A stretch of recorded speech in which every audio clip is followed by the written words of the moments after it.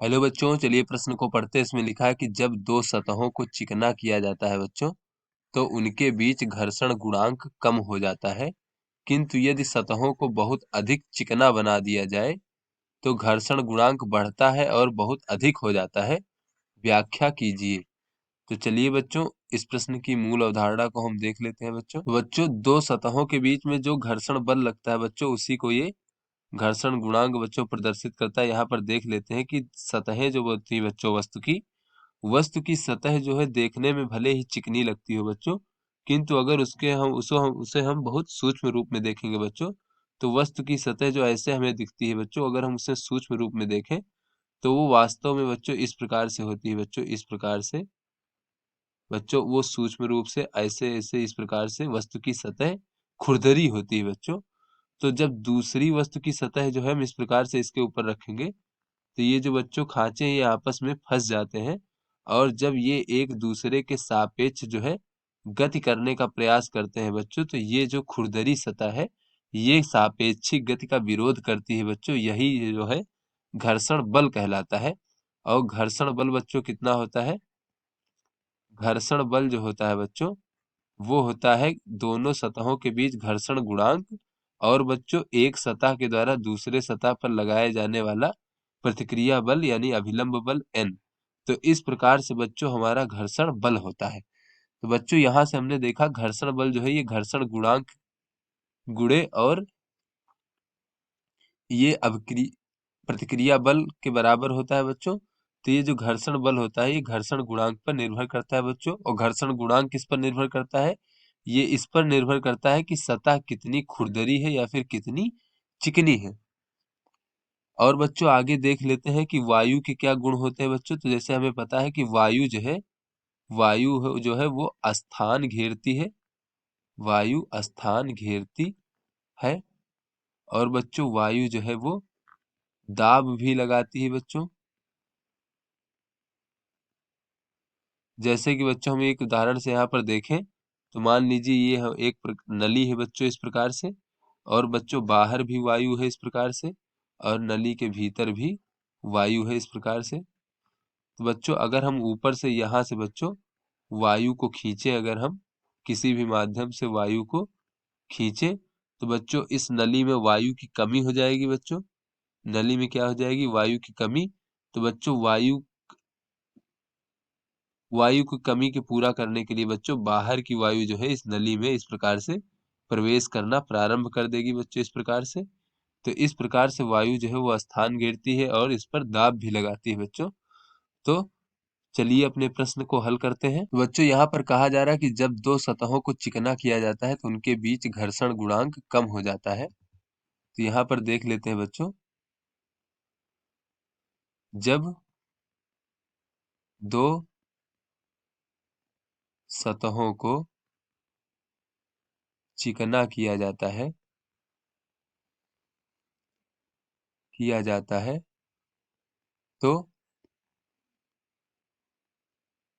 उनके बीच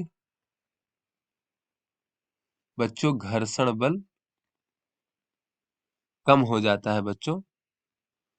यानी कि अब जो है वो एक दूसरे की सापेक्षिक गति का इतना विरोध नहीं करेंगे बच्चों जितना पहले करते थे। तो यानी कि घर्षण बल कम हो जाता है। तो इसका अर्थ क्या हुआ बच्चों कि दोनों सतहों के बीच घर्षण गुणांक का मान कम हो गया है।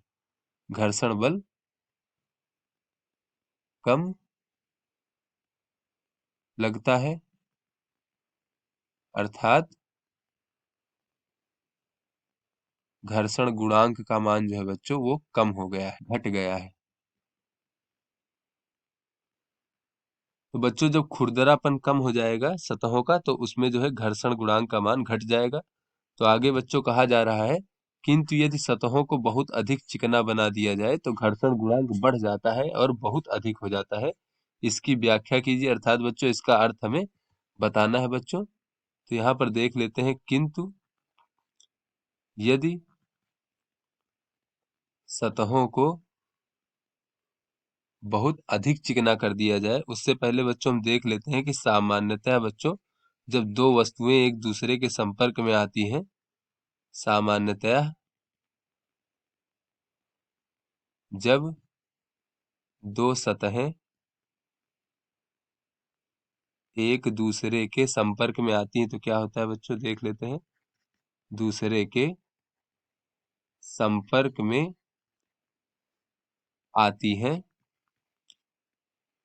तो बच्चों वस्तु की जो सतहें होती हैं बहुत अधिक चिकनी नहीं होती हैं, चिकनी होती हैं किंतु बच्चों कुछ बहुत खुरदरापन उसमें रहता है, तो जिसकी वजह से बच्चों एक दूसरे के संपर्क में आती हैं तो उनके बीच बच्चों यानी सतहों के बीच वायु की एक परत अवश्य होती है बच्चों, उनके बीच वायु की एक परत होती है। किंतु बच्चों जैसा कि प्रश्न में कहा जा रहा है, यदि सतहों को बहुत अधिक चिकना कर दिया जाए, सतहों को बहुत अधिक चिकना कर दिया जाए तो क्या हो जाएगा बच्चों,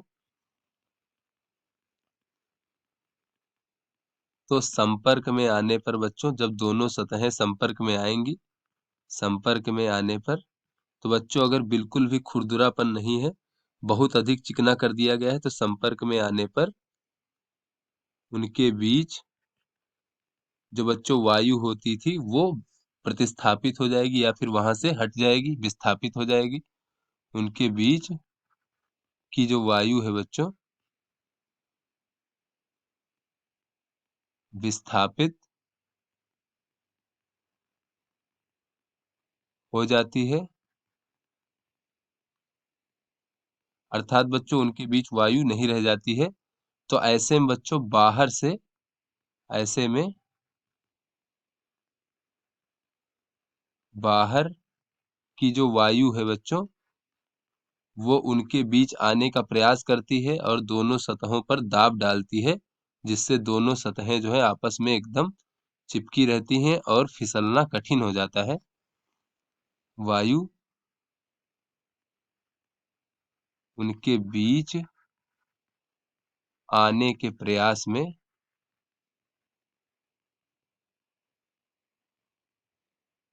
सतहों पर बच्चों दाब लगाती हैं,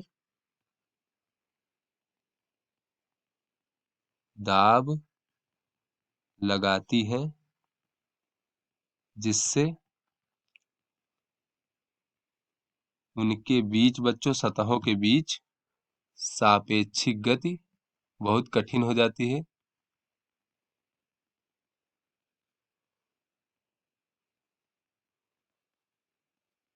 या फिर बच्चों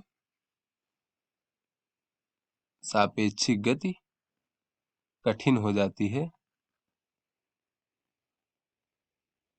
अर्थात घर्षण बल बहुत बढ़ जाता है।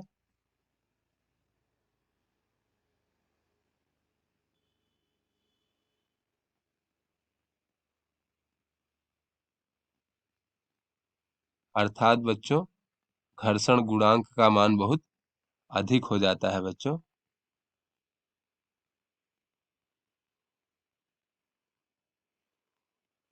का मान बहुत अधिक हो जाता है।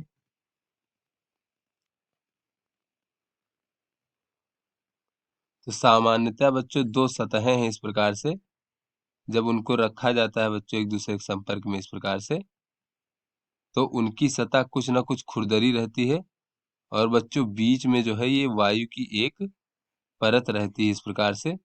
किंतु बच्चों अगर हम बहुत चिकना बना दें सतह को तो इस प्रकार से बच्चों दोनों एक संपर्क में आ जाएंगी और बीच से वायु जो है वो गायब हो जाएगी बच्चों, दोनों सतहों के बीच से।